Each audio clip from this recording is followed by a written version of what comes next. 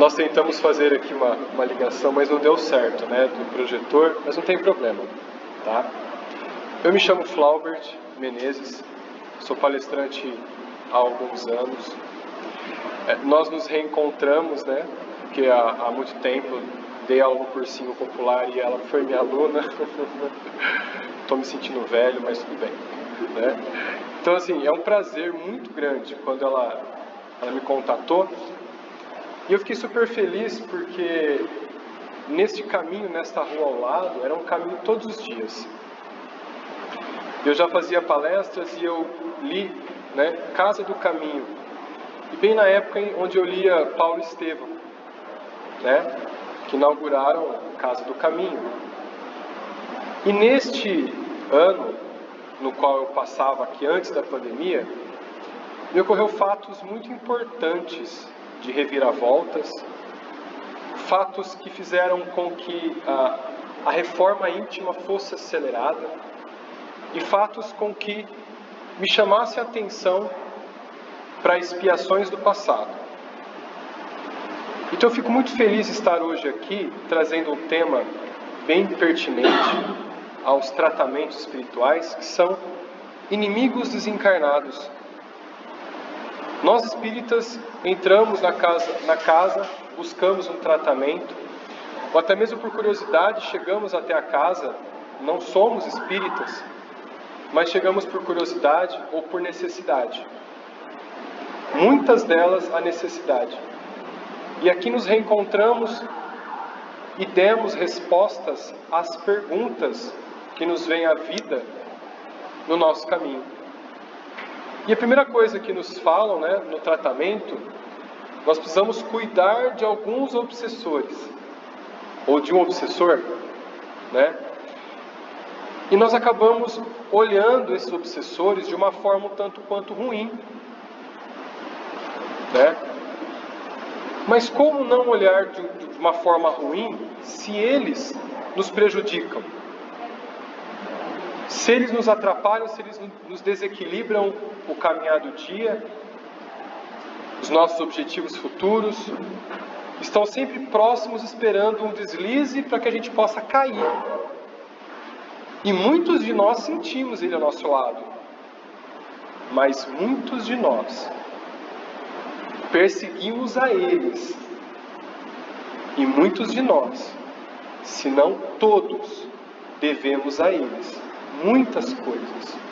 Então é aqui que eu venho esclarecer essa noite a necessidade do auxílio a esses nossos irmãos.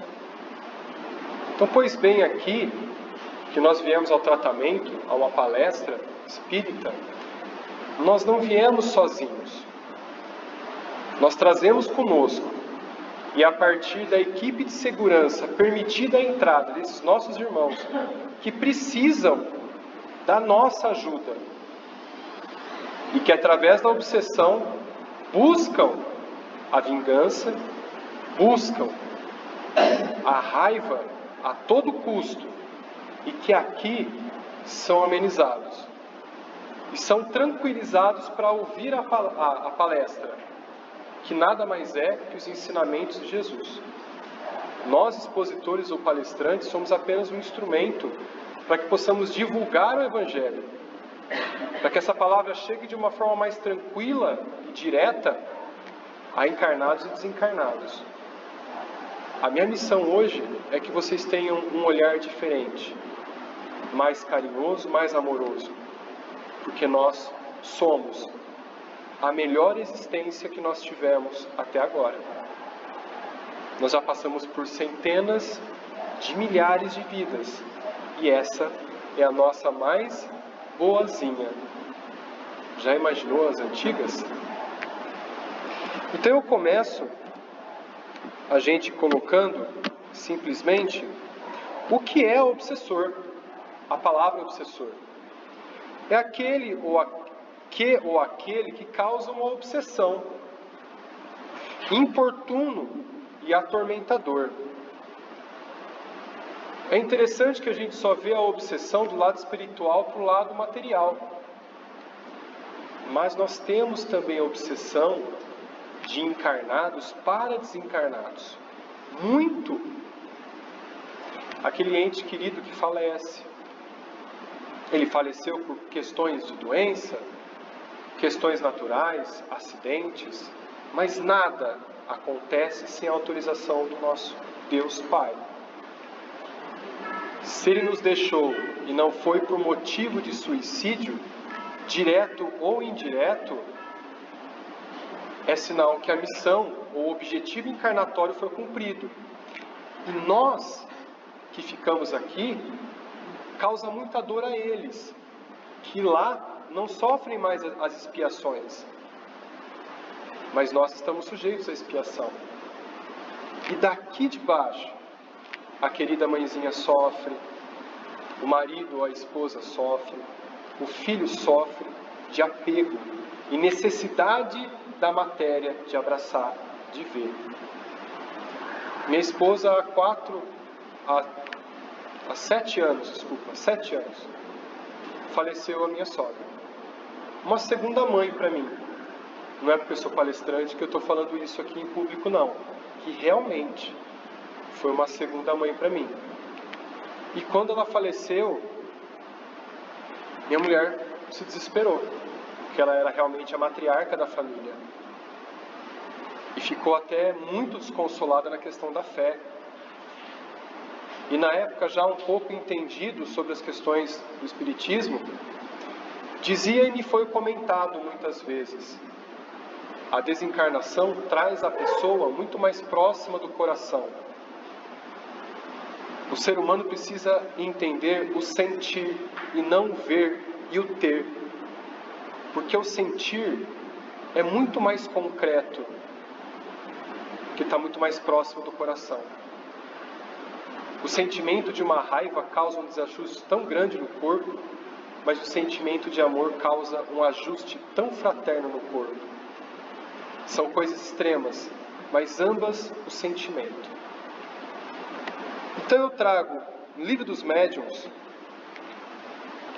a pequena parte que diz o seguinte: trata-se do domínio que alguns espíritos podem adquirir sobre certas pessoas. São sempre os espíritos inferiores que procuram dominar, pois os bons não exercem nenhum constrangimento. Os bons aconselham, combatem a influência dos maus. E se não os escutam, prefere retirar-se. Os maus, pelo contrário, agarram aos que conseguem prender.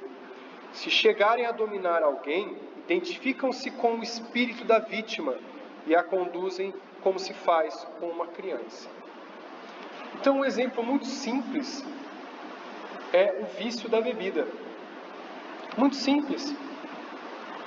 Tem muita gente que espera ansioso o final de semana para beber, mas não uma, 3, 4, 5. E aí sempre vem a briga no final do dia com os familiares, porque já começa a falar besteira. Mas de muito quem está se aproveitando realmente não é nem um obsessor, é aquele que se aproveita da embriaguez para tirar o hálito fluídico da energia do álcool, porque também é um viciado alcoólatra. Muitas vezes aquele encarnado não deve nada a ele, mas ele se afina por ajuste energético, simplesmente para conseguir atender o vício. E assim é com as drogas, com a sexolatria, com a raiva. De muitos se aproveitam da energia da raiva para continuar causando desajuste na casa e alimentar, porque essa energia da raiva é importante para eles. É importante. Eu estou falando até agora, não foi de obsessores, são de aproveitadores. Então, quem são os obsessores? São pessoas como nós, que estão desencarnadas necessitando de um auxílio por não conhecer o bem maior. Por isso que nós viemos aqui na Casa Espírita, nós não chegamos sozinhos, porque eles não conhecem a luz. Quem só vê a escuridão tem medo da luz. Como é o caso do livro Nosso Lar, agora em filme, E tem uma cena muito interessante onde os orientadores maiores estão no umbral, estendendo a mão para aqueles que estão no umbral, sofredores. E eles com medo correm da luz, porque não conhecem ou estão num momento de loucura e não enxergam o bem maior. Como pode nós, encarnados, ter uma ação que ao nosso ver é prejudicial, mas que vai causar um bem maior amanhã? A gente não consegue ver o bem maior. Então muitas vezes a espiritualidade encaminha essa pessoa para que ela não tenha alternativa, para que ela possa mudar, como é a perda de um emprego, a separação de um casal, seja ele no matrimônio, seja no namoro, o afastamento de algum bem material, um acidente, a não ter a posse de um bem que deseja, pode ser um bem maior. Então, falando de bens materiais, o apego aos bens materiais ou a pessoas por diversos motivos, ódio, vingança, possessão amorosa. Muitos de nós vivemos romances no passado muito, doentios. E que se essa chaga do coração não foi curada, esses obsessores nos procuram. Essas pessoas que nós amamos ou que nós tivemos uma relação doentia, acabam nos procurando. E chegam até nós pela energia e não pelo corpo, porque nós somos totalmente diferentes das vidas anteriores. Graças a Deus. Um corpo ajustado para que nós possamos cumprir a nossa necessidade e não a nossa vaidade. A ignorância de sua condição de desencarnado. Seguem pessoas que julgam poder ajudá-las. Eu já vi muito isso em mesa de desobsessão, quando eu trabalhava com desobsessão. Tinha alguns desencarnados que incorporavam nos médiuns, olhavam em volta: o que eu estou fazendo aqui? Eu estava na minha casa até agora, preciso avisar minha família. Ué, mas você não percebeu a situação que se encontra? Não, o que está acontecendo? Eu preciso pegar o bonde. O bonde, da época do bondinho. Mas o Senhor desencarnou. Aí vem o desespero. E precisa de um cuidado para poder falar com esses nossos irmãos, para que não entrem em loucura. Outros obsessores que atendemos também na mesa de obsessão são pessoas apaixonadas, acabaram falecendo, deixando o amado ou a amada, e de repente aquele que ficou encontra um novo matrimônio e a pessoa não aceita. E muitas vezes é o necessário a acontecer. Eu me recordo de um caso de uma mulher que incorporou numa médium e jurando vingança a uma mulher que se aproximou do marido. E quando os orientadores espirituais pediram para que ela olhasse a tela, como uma tela de data show, E lá eles plasmaram o porquê que ela desencarnou e o porquê que agora a rival estava com o ex-marido. Porque na vida anterior ela assassinou a rival. E ela implorou perdão. E chorando ajudou o auxílio. São fatos maravilhosos que acontecem, que eu conto, que são de obsessores, que nós endemoniamos. Então, Kardec pergunta aos espíritos venerandos, no Livro dos Espíritos, na questão 994, o homem perverso, que durante a vida não reconhece suas faltas, sempre as reconhecerá depois da morte? Olha só que pergunta inteligente.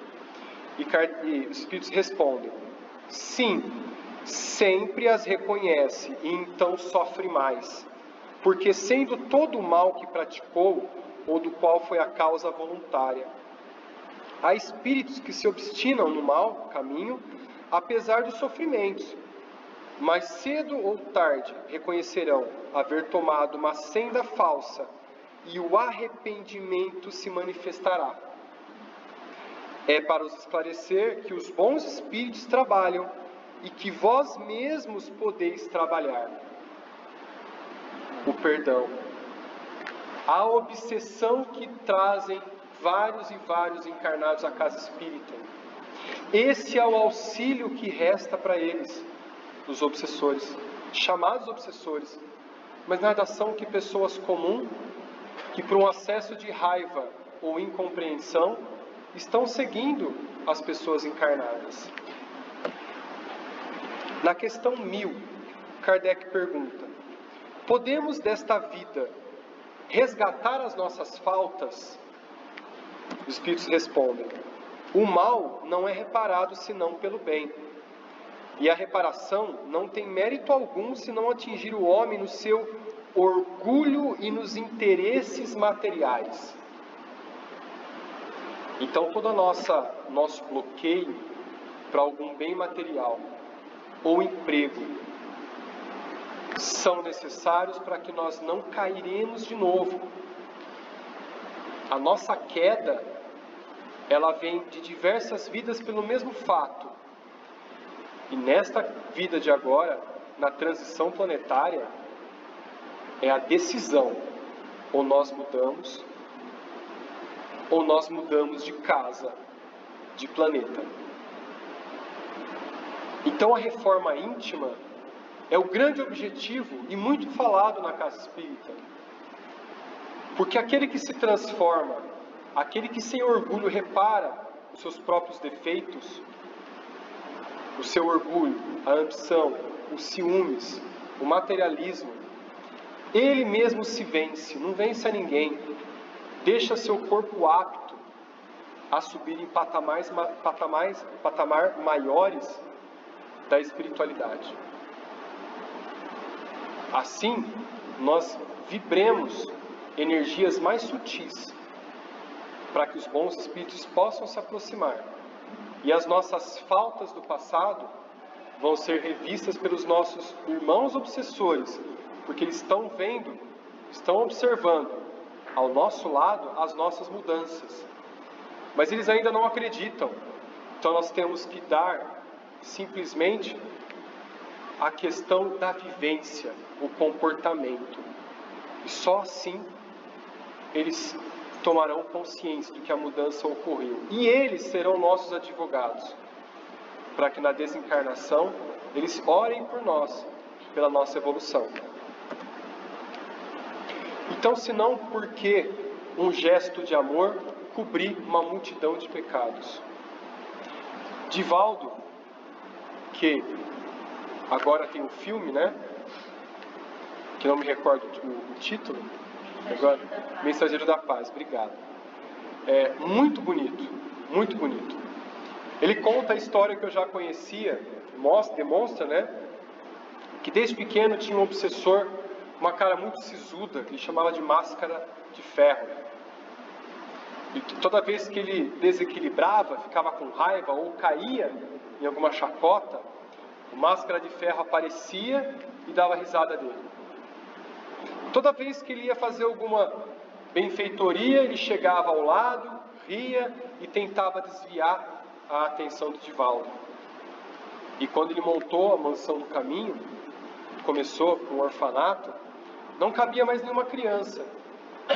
E foi deixada na porta do orfanato uma menina, uma criança. E as irmãs do Divaldo chegaram: olha, não cabe mais, não tem onde colocar mais criança. Não, cabe sim. Vamos levar ela para dentro, porque ela merece um teto, merece um amor. Nesta hora, aparece o Máscara de Ferro, chorando: Divaldo, você me venceu de vez por todas, porque aquele que você acolhe foi minha mãezinha na vida passada. Então, um gesto de amor cobre uma multidão de pecados. E que nós nem podemos entender quais são os pecados para que esse obsessor perseguisse o Divaldo. hoje um ícone no Espiritismo. Então, que o nosso gesto de amor possa ser singelo, através de uma oração de perdão. Nós não conhecemos obsessores, a não ser que alguém seja clarividente. Graças a Deus eu não sou clarividente. Porque eu ia me apavorar, acho que o espírito ia sair do corpo todas as vezes que eu visse algum desencarnado, né? Então, na questão 663 do Livro dos Espíritos, diz o seguinte: as preces que fazemos por nós mesmos podem modificar a natureza das provas e desviar-lhe o curso? Olha que interessante. Ou será que a nossa oração pode desviar o nosso caminho para o bem? Tirar aquele peso do obsessor, ou tirar aquele peso daquele emprego que a gente não gosta, mas a gente não tem para onde ir e continua ali. Às vezes um casamento que a gente não acha que está legal, e briga após briga após briga, e a necessidade, a gente não consegue se desvencilhar. Porque há um porquê, há um objetivo disso tudo. Olha o que os Espíritos respondem a Kardec. Eu vou dar uma resumidinha, porque a resposta foi muito grande, tá? Vossas provas estão nas mãos de Deus, e Ele, a elas, as que devem ser suportadas até o fim, ou seja, a nós suportar essas provas. Mas Deus leva sempre em conta a resignação. A prece atrai a vós os bons espíritos que vos dão a força de suportar com coragem. Então, elas vos parecem menos duras. Já os dissemos, a prece nunca é inútil, quando bem feita, porque dá força o que já é um grande resultado. Deus não pode mudar a ordem da natureza ao sabor de cada um, porque aquilo que é um grande mal, muitas vezes é um grande bem na ordem geral do universo. Então, que possamos entender que os obsessores que estão ao nosso lado, nos causando desajustes e algumas alterações orgânicas, e que busquemos a casa espírita, é para o tratamento deles. Porque a nossa organização, ela vai se refazendo à medida que esses desajustes vão se ajustando com os nossos débitos do passado. No livro esqueci o nome do livro agora, Nos Domínios da Mediunidade, isso, traz uma passagem de obsessores junto a encarnados numa casa espírita.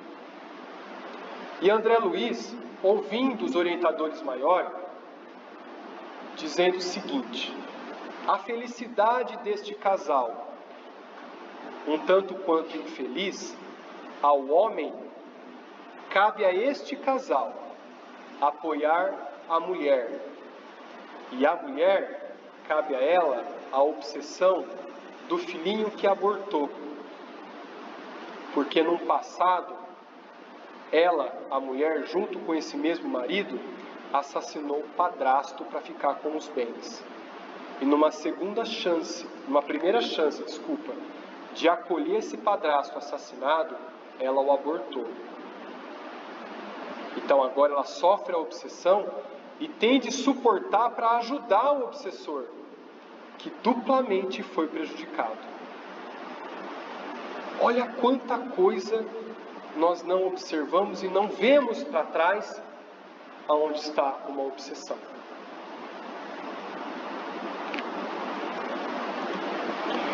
Mas como nós podemos assim passar com menos, suportar com mais força e menos tristeza? O amor e a caridade. Na questão 886 do Livro dos Espíritos, qual o verdadeiro sentido da palavra caridade, como entendia Jesus? Benevolência para com todos, indulgência para as imperfeições alheias e perdão das ofensas. Seja ele a encarnados, seja ele a desencarnados. E para a gente terminar, houve uma casa que foi assaltada e o senhor vivia sozinho. E o bandido pulou o muro e começou a mexer nas coisas. E o senhor estava dentro da casa, já um pouco mais velhinho. E o bandido começou a mexer nas roupas e o dono da casa apareceu, percebeu a situação, ficou com um pouco de medo, e o bandido ficou assustado. Tem alguém na casa.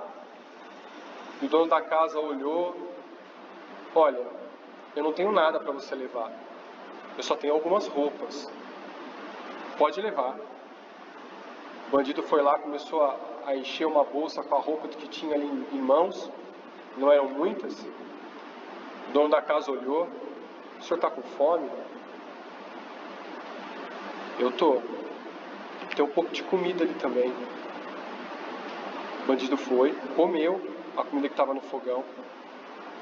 E aí quando ele acabou: o senhor tem filhos? Tem. Tem um pouco de brinquedo aqui que algumas crianças vinham brincar. Leva. O assaltante levou e falou assim, o dono da casa: como que o senhor vai voltar? O bandido falou: vou pular o muro. Ué, mas não faça isso. Se você pular o muro, alguém pode vir achar que você é bandido.